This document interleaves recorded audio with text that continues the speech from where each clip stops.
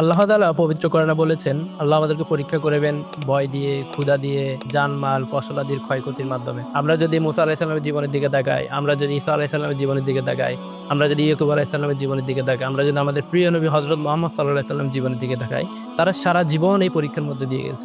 আমাদের নবী মুহাম্মদ সাল্লাল্লাহু আলাইহি সাল্লামের পিতামাতা ছোটবেলায় উনি ওনার পিতামাতাকে হারিয়েছেন। ওনার ছেলে সন্তান হয়েছে, আল্লাহ ওনার কাছ থেকে ছেলে সন্তানও নিয়ে গেছেন।